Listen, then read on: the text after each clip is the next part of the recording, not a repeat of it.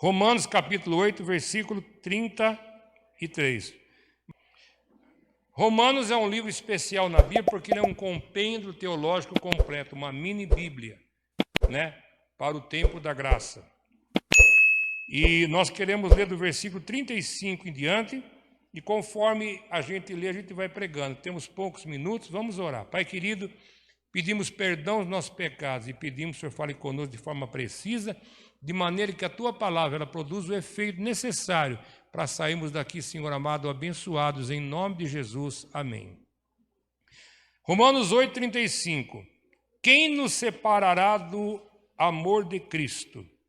A tribulação, a angústia, a perseguição, a fome, ou a nudez, ou o perigo da espada? Porque como está escrito, por meio de ti somos entregues à morte todo dia. Fomos reputados como ovelha para o matadouro, mas em todas estas coisas nós somos mais que vencedores por aquele que nos amou. Primeira coisa que eu quero dizer aqui, irmãos, ninguém sai da igreja, ninguém vai para o inferno de graça, enganado. As pessoas que vão para o inferno foi porque tomaram a decisão de não aceitar Jesus Cristo e levar uma vida de perversidade. Você pode ter certeza absoluta disso. Mas aquela pessoa saiu da igreja por causa do pastor.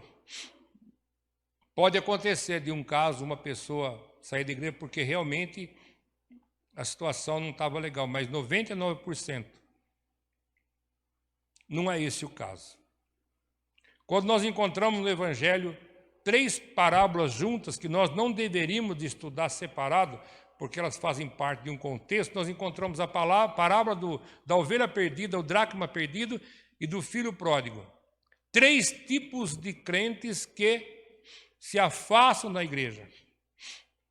O primeiro é aquela ovelha fraca que não consegue acompanhar o ritmo da igreja e ela fica para trás. Fica à mercê do lobo, à mercê dos perigos, à mercê dos espinhos e do penhasco. Nessa ocasião, a Bíblia diz que o pastor, ele tranca as 99 no aprisco e vai atrás daquela perdida. Ele não as abandona, como a gente escuta falar por aí. Porque vale muito mais aquela que está perdida do que as 99 que está... Não. Quando a Bíblia fala, a festa no céu quando o pecador se arrepende, não quer dizer que Deus está desprezando o resto do rebanho. Ele vai atrás daquela fraca porque ela não tem condição de acompanhar a marcha do exército de Deus. Ele é um soldado em treinamento. Mas já na segunda parábola é um crente que já tem os dons espirituais e já tem também o quê? Os frutos do Espírito, que são as dracmas, e aquela pessoa perde uma. Ninguém roubou. A Bíblia diz que ela perdeu. E aonde que ela perdeu? Dentro da casa dela. E aquela pessoa que perde a alegria de vir na igreja, perde a vontade de vir na igreja, por quê? Porque ela deu ouvido a uma conversa, a um boato, ou ela prefere um prazer do mundo que está dentro da igreja. Nesse caso, o pastor não interfere, Deus não interfere, o Espírito Santo não interfere, mas aquela mulher, ela toma uma decisão, ela ilumina a casa, ela varre a casa, ela tira os móveis do lugar e ela procura diligentemente. E quando ela acha, ela chama as amigas e faz uma grande festa. Cabe à pessoa que está afastada voltar para Jesus. No filho pródigo, a situação é um pouco diferente porque ali tem 2 filhos. E o mais novo, ele põe na cabeça que ele não deve de ficar ali trabalhando na roça com seu pai, enquanto, na verdade, ele vai herdar uma grande fortuna, ele poderia pegar aquela fortuna e levar uma vida regalada. E ele diz, me dá metade, me dá o que é meu, me dá o que seria a minha herança, e eu vou gastar conforme eu quiser. E ele vai gastar com lascívia, com prostituição, com vício, com jogos, até que ele sente fome, a fome naquela cidade. Vem uma crise, aquela fome que a Bíblia fala não é fome, é fome de Deus, que ele vai tentar preencher comendo aquela comida que era dada aos porcos. E se para judeu comer porco é pecado, imagina criar porco. Um dia ele está ali com fome, ele sente vontade de comer aquela comida e diz que aquela semente que o pai plantou, aquela semente que ficou na sua consciência da casa do Pai, diz que ela brota. E diz que ele começa a olhar para aquela comida, para aquela lavagem, para aqueles porcos, e começa a pensar na casa do seu pai, diz assim, na casa do meu pai, até os empregados têm casa, roupa limpa e comida para comer. E eu aqui pereço de fome. Levantar-me-ei. Quem levantou ele? Ele mesmo. Não foi Deus, não foi Espírito Santo, foi a própria consciência que acordou. Levantar-me-ei e vou ter com meu pai. E vou dizer, eu não sou digno mais de ser chamado seu filho, porque eu gastei a herança que me pertencia. Mas me recebe como um dos seus empregados, porque eu reconheço e confesso que pequei contra Deus perante o Senhor. E o pai recebe ele como filho. Você está entendendo, irmãos? Então eu digo para você, irmãos, tenha consciência. Se você for aquela ovelha fraca que não consegue acompanhar o ritmo da igreja, nós podemos te ajudar. Mas se você for aquele crente, né, que perdeu a vontade de vir à igreja porque você deu ouvido a quem não deveria dar, presta atenção, irmãos. Recupere a alegria de vir na igreja, porque você está na casa do Pai. E olha o que o salmista disse, alegrei-me quando me disseram, vamos todos à casa do Senhor. Ou se você conhece alguém que é filho pródigo, ore por ele, porque uma hora a sua consciência vai fazer com que a semente da palavra brote e ele volte para a casa do Pai. Então nada pode nos separar do amor de Deus. E aqui a Bíblia fala que em todas estas coisas, em tudo, nós somos mais do que vencedores. E não existe palavra melhor do que falar em prosperidade do que ser vencedor. Porque falar em prosperidade só em dinheiro fica muito genérico, fica muito pobre. Porque existe prosperidade em várias áreas. Uma delas é você ter um caminho para percorrer. É você ter um ministério na casa do Pai. É você ter um emprego para trabalhar. E você ter uma família para amar e cuidar. Você tem isso, irmãos? Então dá uma glória a Deus porque você é vencedor. Segunda coisa, dia de sol. Aqui nós não valorizamos muito o dia de sol porque faz sol o ano inteiro. Mas se você morasse no norte dos Estados Unidos, Canadá, ou na Rússia, na Sibéria, em alguns países também da Europa, você ia dar valor, porque existem épocas que você não pode sair para fora. A neve da porta da tua casa não deixa você abrir a porta. Se você não tiver lenha para queimar lá, um bom aquecedor elétrico, você morre de frio. Mas a Bíblia diz, irmãos, que muitas vezes o crente ele pode viver dias de trevas. Mas se você clamar uma hora, a luz vai brilhar. E a Bíblia diz que o nosso sol da justiça é o nosso Senhor e Salvador Jesus Cristo, no que nós orbitamos em volta dele.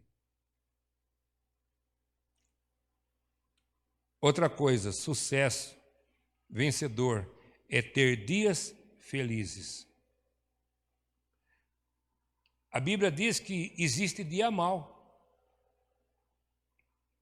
Em dia que as coisas não vão bem para ninguém. Sexta-feira, nós fizemos um funeral e foi triste, até para mim, que eu não sou parente. Imagina para a família que perdeu uma pessoa de 52 anos. É muito triste.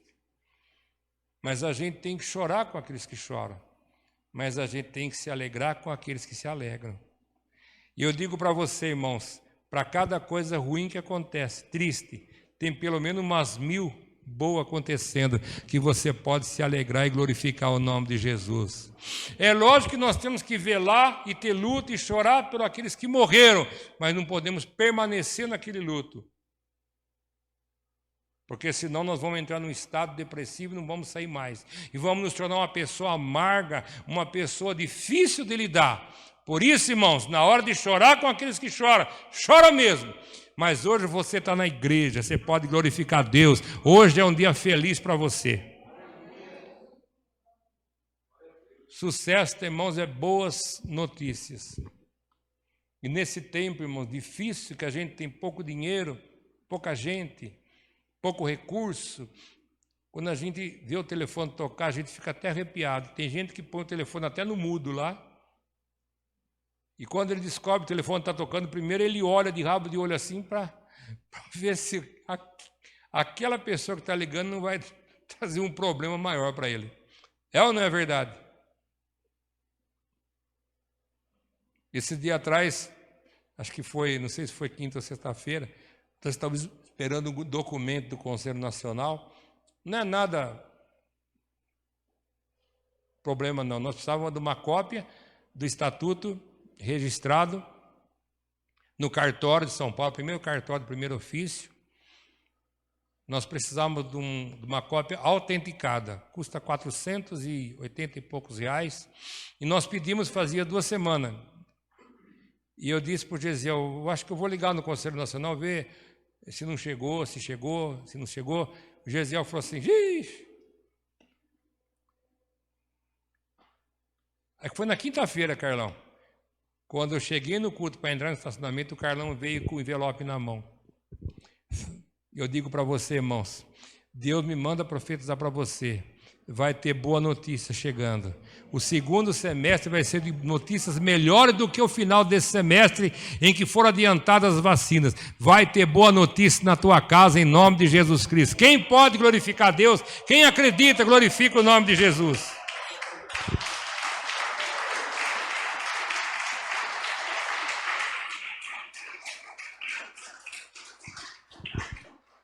Você sabe, irmãos, quando um lutador está lutando, ele recebe uma pancada, aquela pancada realmente ofendeu, ele protege aquele local de uma certa forma que ele abre espaço para outros lugares, né, ser ofendido pelo seu oponente. Mas eu digo para você, irmãos, abra o teu coração, porque vem coisa boa. Pode esperar, vai vir coisa boa em nome de Jesus Cristo. Felicidade, irmãos, não é uma questão de consequência de fatos que aconteceram na nossa vida. Ontem nós comemoramos os 3 meses do Miguel e todo mundo estava feliz. O Miguel dá risada, o Miguel conversa. O Miguel, ele já desde pequenininho, ele não se contenta de ficar deitado olhando para cima assim, ele tem que ficar assim inclinado, prestando atenção nas coisas, né? E ele já está fazendo aquelas carinhas, aquelas caretinhas, já está começando a brincar com os bichinhos, pegar nas coisas. Mas eu digo para você, irmãos, a felicidade não deve de ser uma consequência de fatos bons que acontecem na sua vida, mas a felicidade na Bíblia, Paulo fala que é um dos frutos do Espírito Santo. Veja bem, 70 pessoas saem pregar o Evangelho. E quando eles voltam encantados. E Jesus pergunta, e aí, gente, como é que foi? Os discípulos falam assim, Jesus, o senhor não imagina. Quando a gente fala no seu nome, os demônios se submetem. Ele já coloca as mãozinhas para trás assim. E quando a gente expulsa, eles vão embora em nome de Jesus. Tudo contente porque eles aprenderam a expulsar demônio. E Jesus falou assim, moçada, eu vi Satanás ser destituído do céu. E com ele a 1/3 dos anjos. Você está contente por causa disso? Alegrai-vos ante, porque o vosso nome está escrito no livro da vida. O seu nome está escrito no céu. O seu nome está no livro da vida. Quando ele vier no céu, ele vai chamar o seu nome. Tem uma casa na Nova Jerusalém com o seu nome. Você já tem o endereço para onde ir depois dessa vida. Então se alegre em nome de Jesus Cristo.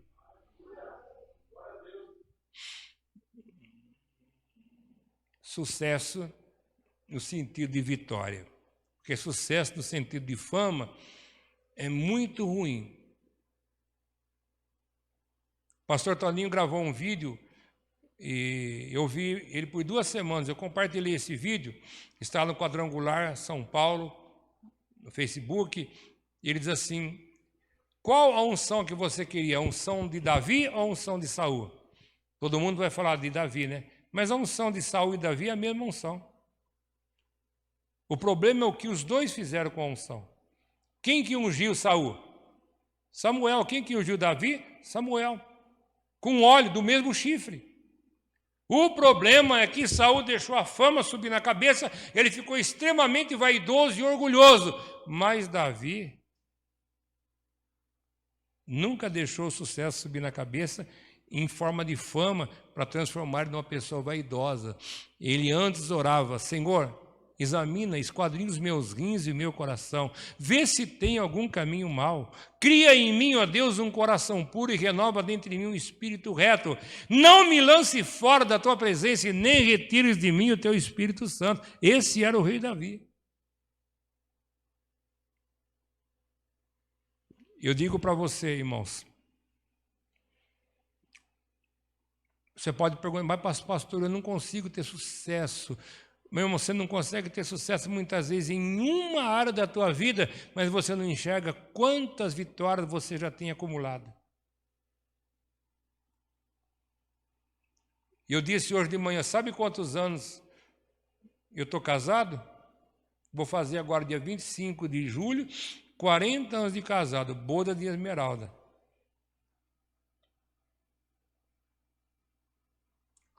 E eu namorei com ela mais 4 anos e 24 dias.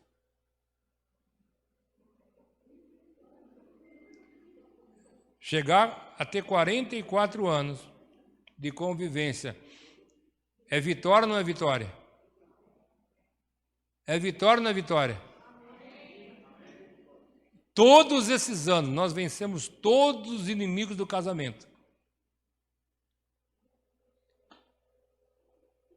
Ah, pastor, mas a minha família, tem um lá que é uma pedra do meu sapato. Não existe família perfeita, irmão. Nem de Jesus era perfeita.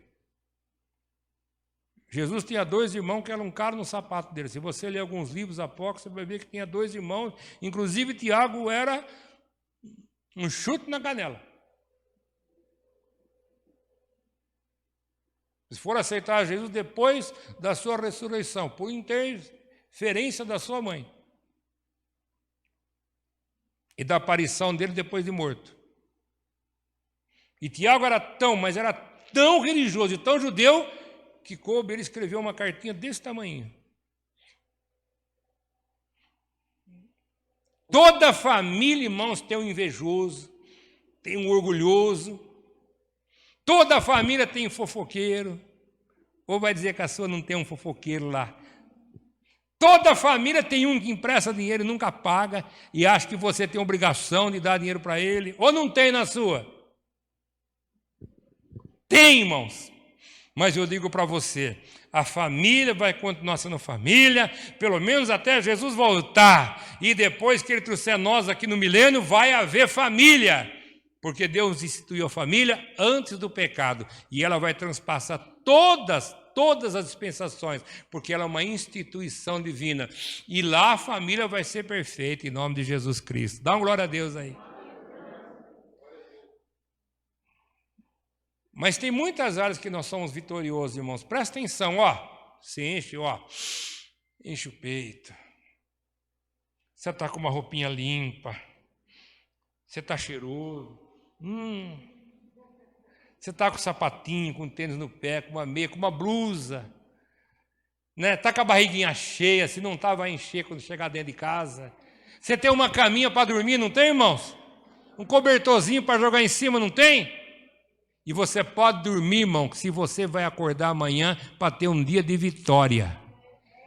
Por isso você é mais do que vencedor. Saúde. Eu quero falar sobre isso daí. Saúde e bem-estar. A nossa saúde depende do nosso estado de espírito na maioria das vezes. Tanto que a Bíblia fala que a inveja corrói os ossos e que vários tipos de doença na alma elas são psicossomáticas na carne. Eu sou uma pessoa que eu nasci, eu tenho um gênio, uma descendência muito nervosa, muito agitada. Eu não sou perfeito, eu ainda tenho dias que eu fico nervoso, mas eu resolvi deixar Deus tratar isso daí. E eu tratar também. Quem me conhece do tempo do salãozinho sabe que de lá para cá eu mudei muito. Né, Tony? Eu mudei muito.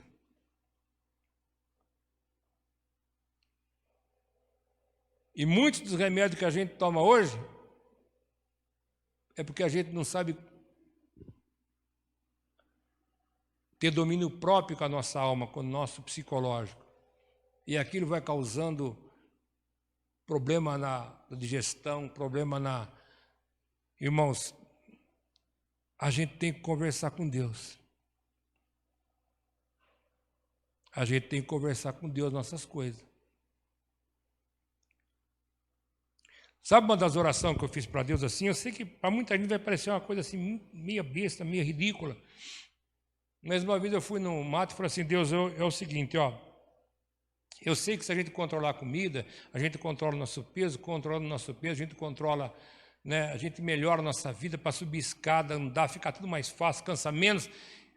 Eu falei assim, Deus, eu vou tentar, eu sei que é difícil, vou começar a fazer os exercícios. E hoje eu sento na mesa assim, eu ponho aquela quantidade no prato, depois eu me afasto. Ponho o prato de lado e corro lá na máquina fazer um café para mim. Meu café, ou ele é sem açúcar, ou ele tem 2 gotinhas de adoçante. Eu falei para Deus, ó Deus, tem uma coisa, quando eu escapar, quando acontecer de eu comer mais, dá um jeito de eu botar isso para fora sem me prejudicar. Quando acontece de um domingo, alguma vez eu comi um pouquinho a mais, dali a pouquinho, estou correndo no banheiro, despejar a comida que foi a mais. Mas não é vomitar, não. Não é chamar o Hugo, não. Sabe, eu não estou esbelto assim como eu precisava. Mas eu melhorei em nome de Jesus Cristo.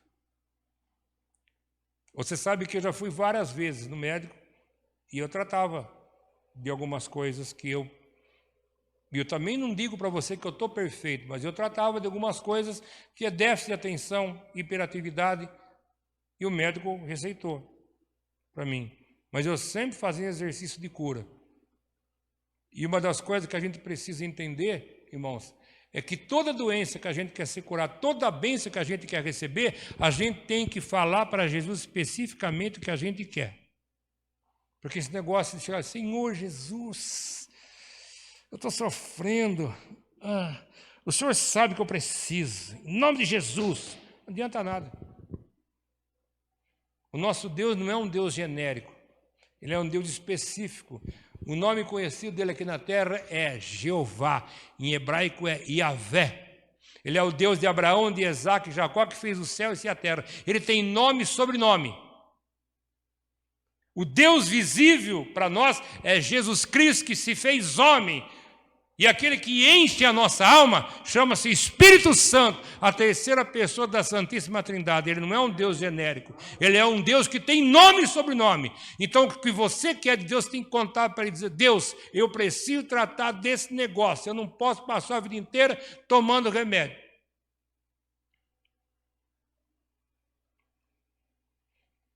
Quando nós começamos essa situação que nós estamos vivendo hoje, eu já não estava tomando mais.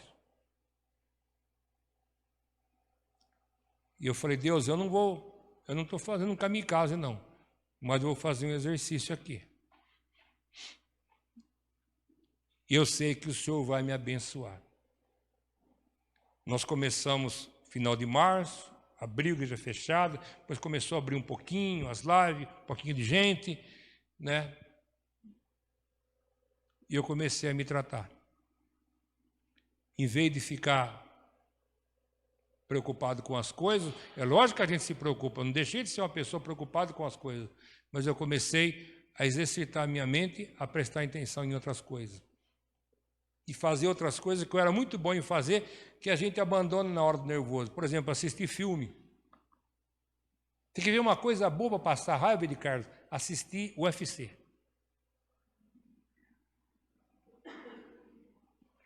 E você não sabe, mas a maior parte daqueles lutadores são crentes.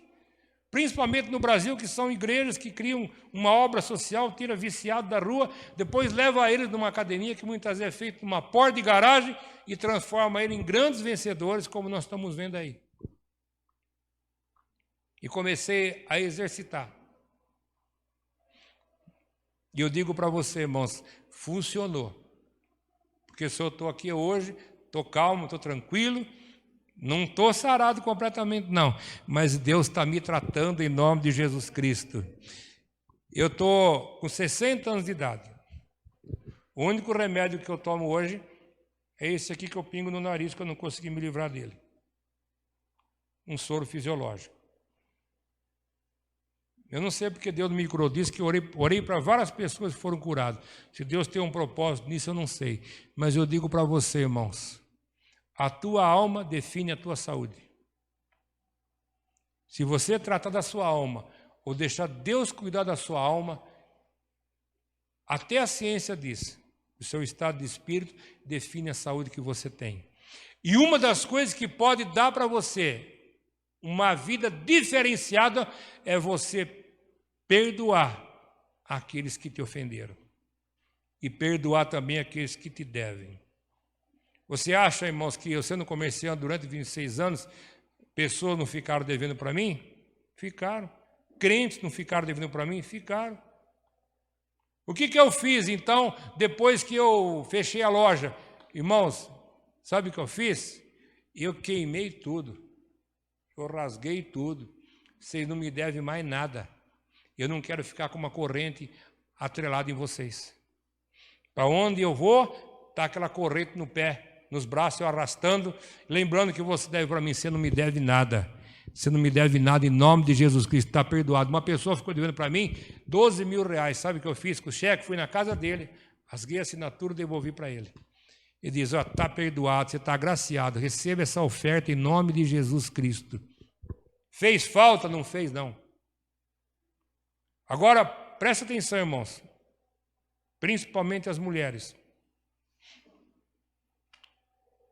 Eu não sei se eu devo falar isso aqui ou não devo de falar. Mas tem muitas coisas, irmãos, que as mulheres poderiam se livrar, esquecendo das coisas que ficaram lá atrás. Porque todo homem sabe, quando sai uma briga no casamento, a mulher ela vai buscar as pedras no saco, desde o tempo de namoro. E não vai dizer que a sua é diferente, é de carne, não vai dizer que a sua é diferente. Viu, irmão, você que é casado, cadê os homens casados aí? Dá um alô aí. Não vai dizer que a sua é diferente, que não é. A sua é diferente, Marcão? Não é.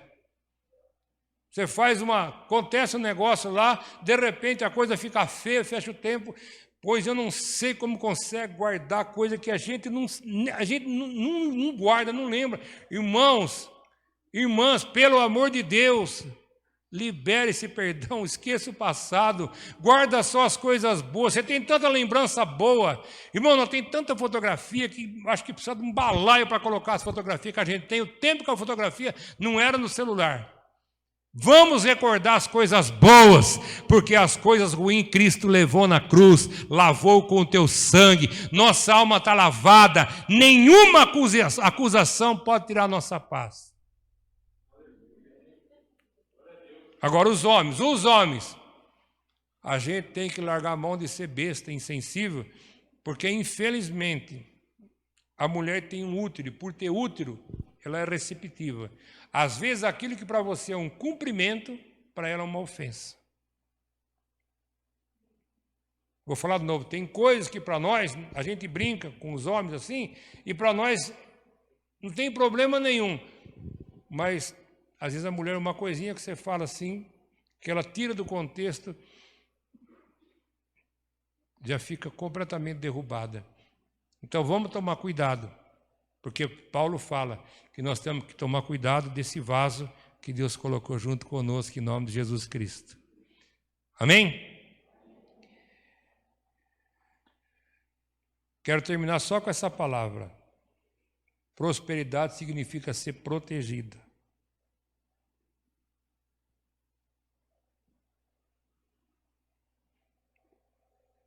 O problema nosso, irmãos, quando nós nos tornamos crentes, nós ficamos igual aos fariseus. A gente só crê naquilo que está aqui e a gente fica incrédulo de outras coisas. Um espírita não é salvo. Ele não crê na redenção de Jesus. Ele crê que ele faz o bem aqui, reencarna melhor lá, se ele fez o mal aqui, reencarna pior aqui, e assim vai. O crente, ele sabe que ele tem que confessar os seus pecados E o sangue de Jesus Cristo é o preço da sua redenção. Mas o Espírito desenvolve uma sensibilidade de saber se tem algum espírito no lugar. E muitas vezes o crente, ele não quer saber disso, por quê? Porque ele é crente. Então ele chega no lugar, tem um espírito maligno, e começa a abrir a boca, dói a cabeça, né? E ele não sabe, muitas vezes, que não consegue sentir que ali tem um espírito. Tá certo, Tony? O problema, irmãos, não é você deixar de identificar se tem um demônio no lugar. O problema é você nem sonhar que perto de você tem um anjo que Deus designou. É Ele que te protege, é Ele que te avisa, é Ele que vai na frente, que abre os seus caminhos, que quebra as correntes, que tira os espinhos. Salmo 91, Ele deu ordem a pelo menos a um anjo ao teu respeito, ou mais, para que você não tropece com o seu pé em pedra alguma. Ontem assisti um filme de um pastor que ele muda de Los Angeles para uma cidade no Arizona chamada Eufaula. E aquele pastor, ele quer insistir numa igreja que não tinha mais condição de ser igreja no lugar que ele estava, porque se tornou um centro comercial, e no centro comercial não mora ninguém. E ele precisava ir para um bairro, então surgiu uma oportunidade, ele foi de Los Angeles, Califórnia, para Arizona, completamente diferente. E Deus colocou um anjo para conversar com ele. O anjo era um mendigo que ficava na porta da igreja. Aí você fala, pastor, que horror. Anjo, para mim, ele é loiro, tem olho azul. Mas que situação, né? Que preconceito doido. 3 anjos aparecem lá para Abraão, como forma de viajante, de mendigo, de pessoa sem destino. Abraão vê aqueles 3 anjos e fala, vem cá, ninguém pode passar na terra que Deus me deu sem conhecer o Deus que me deu a terra. Começa a pregar para os anjos. Manda a sua esposa fazer um guisado, fazer pão. Dá para ele água. Conforta aqueles homens, lava os pés dele. Eles estão comendo. E, na verdade, eles se revelam. Aquele é o anjo que vai tirar a família de Ló de Sodoma e Gomorra. Aquele é o arcanjo Gabriel que vai destruir Sodoma e Gomorra. E eu sou o anjo Gabriel, que vim dizer que o ano que vem a sua esposa vai estar com o seu filho, o nenezinho tão esperado nos seus braços. A mulher acha engraçado, porque está escutando atrás da porta. Ela dá risada, mas não no sentido de gozação, ela acha engraçado. E o anjo fala assim, viu, Sara? Você está rindo? Está achando engraçado? Por isso o nome dele vai ser Riso, vai se chamar Isaac. Eu digo para você, irmãos, se você tiver algum problema essa semana, esquenta a cabeça não. Você tem um anjo. Se precisar 2. E se precisar, vem até um arcanjo. Porque ele dá ordem aos anjos ao teu respeito, para que você não tropece com o seu pé em pedra alguma, mas seja sensível para você saber que você não está sozinho.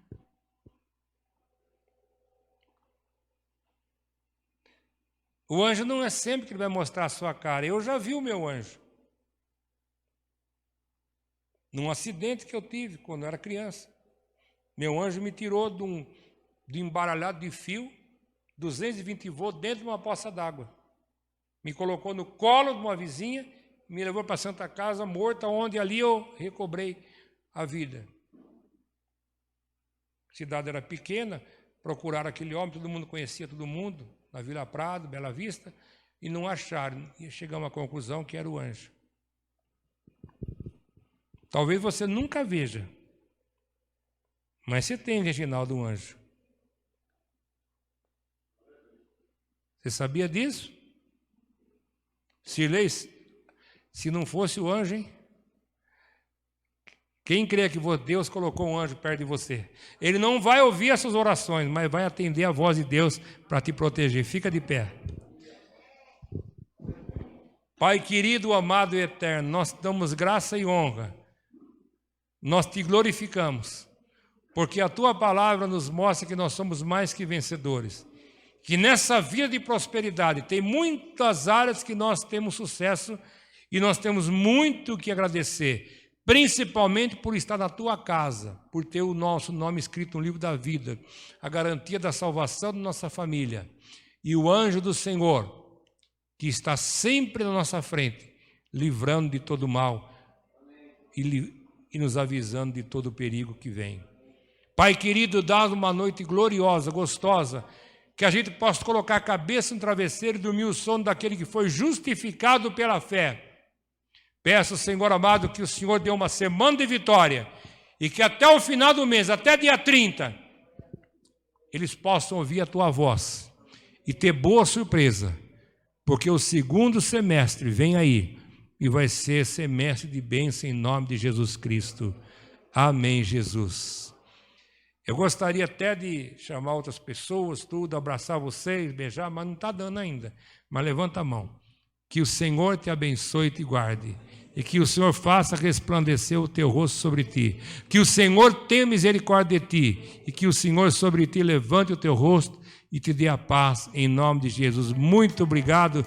Deus te abençoe.